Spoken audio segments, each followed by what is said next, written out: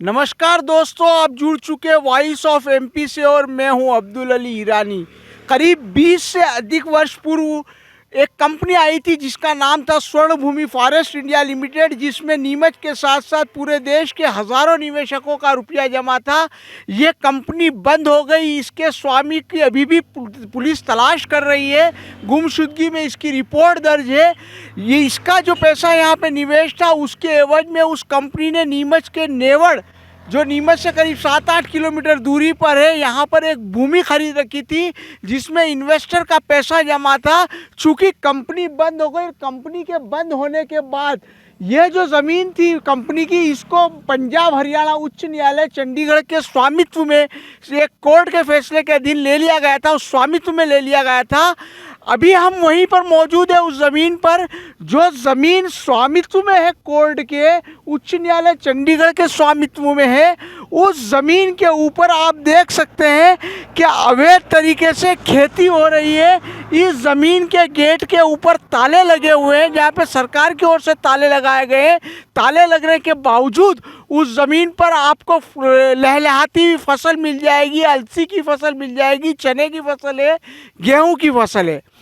किस तरह से कौन ये फसल उगा रहा है, किस तरह से यहाँ पे फसल उगाई जा रही है, मेरे साथ मौजूद है डॉक्टर पृथ्वी सिंह वर्मा जी। उनसे बात करते हैं इस विषय में, उनका क्या कहना है।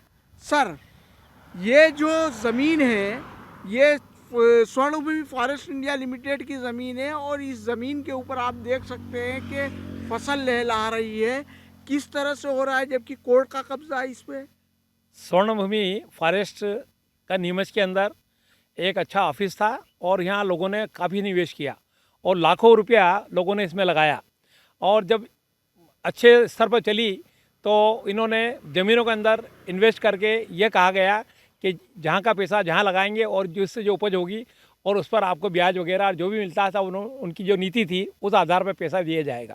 लेकिन विडंबना कि वो जिसने ये फॉरेस्ट कंपनी खोली थी वो पूरा माल लेकर के रवाना हो गया। उसके बाद उसकी जो ज़मीनें हैं और लोगों ने लड़ाई करके उसको आधिपत्य, सरकार ने उसको आधिपत्य में लिया। और नीमच की जो ज़मीन है नेवड़ के अंदर कम से कम 20 बीघा ज़मीन है, उस पर बरसों से अवैध खेती हो रही है। कौन खेती कर रहा है और कौन माल ले जा रहा है, इसका कोई अता पता नहीं है। जबकि कलेक्टर ने स्वयं इसको अधिग्रहण करके पटवारी के मार्फत इसका लॉक करवाया था, सामान लॉक करवाया था, रजिस्टर लॉक करवाए थे, लेकिन उसके बाद भी ये अवैध खेती का सिलसिला जारी है। ये जो अवैध खेती हो रही है, इसके बारे में कोई किसी भी तरह का कोई भी पुलिस प्रशासन के द्वारा किसी भी तरह की कार्रवाई नहीं की जा रही है। कहीं ना कहीं क्या लगता है इसमें किसी का संरक्षण हो सकता है।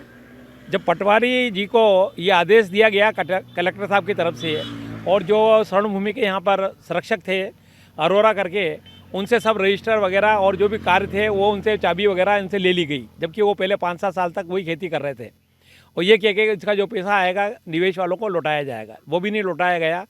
और उसके बाद कलेक्टर ने इसको सील करवा दिया। और पटवारी की भूमिका बहुत मुख्य है, उसको भी यदि मालूम होना चाहिए जब यहाँ खेती हो रही है कौन कर रहा है, तो पटवारी की जवाबदारी है कि वो देखे और इसकी सूचना दे और तत्काल इसको हटाए। ये जो ज़मीन है स्वर्णभूमि की, इस ज़मीन पे चौकीदारी कौन करता है। चौकीदार तो मैं हूँ। आप ही चौकीदार हो। हाँ। तो आपको तनख्वाह मिलती है चौकीदारी करने की। तनख्वाह बाकी है कितने टाइम से बाकी है। 2020 से। 2002 से कंपनी फेल हुई थी, जब से बाकी है। 2002 से तनख्वाह बाकी है। हाँ, ये पता है कि पटवारी जी भी जांच करने के लिए आए थे, जो उनको पूरा पता नहीं चला। कौन पटवारी जी है यहाँ पे। रेखा पाटीदार। रेखा पाटीदार पटवारी है यहाँ पे। वो जांच करने आए थे यहाँ पे। हाँ, जांच करके गए थे। वो बैनर उन्होंने लगा रखे 2 साल पहले। रेखा पाटीदार।